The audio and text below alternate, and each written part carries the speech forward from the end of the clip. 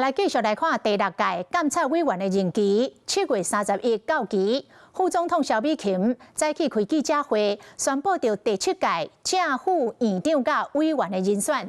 其中，這個院長是門諾基金會前董事長，嘛是台灣人權促進會前會長陳英興。那副院長是現任的監察委員王英將。提名第7屆。監察委員共29人。副總統蕭美琴出訪帛琉行程剛結束，繼當天隨接嚟上班。因為第6屆監察委員7月底特別屆滿，29位監委被提名人的名單也已經出爐，由蕭副總統隨下小改。除了7個留任提名，其他22個攏是新人。陳永新先生為院長，兼任國家人權委員會主任委員。王榮章先生為副院長，將在今天諮請立法院同意。院長被提名人陳英興是醫界出身，是前門諾基金會的董事長，也是前台灣人權促進會會長，捌做過第3屆的立委，後來退出民進黨。頂一回現身是在去年醫界挺罷免的活動。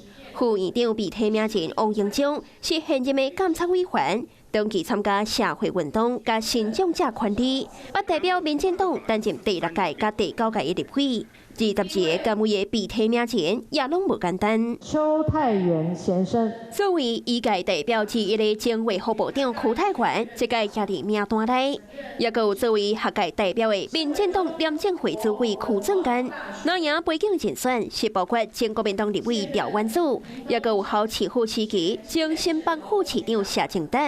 國民黨進前表態，未推薦監委的人選。這屆廖婉珠甲謝清德攏佇名單內。國民黨敢若強調講愛討論，那民進黨立委是認為有兼顧到無共黨派。我們總統府的潘秘書長也會帶着我們的監察委員被提名人到立法院來跟我們在行使立法院同意權的這些立委們進一步的交換意見，希望能夠爭取大家的支持。這29位新任監委的提名，敢有法度順利過關，就愛閣看調解立委面算決定。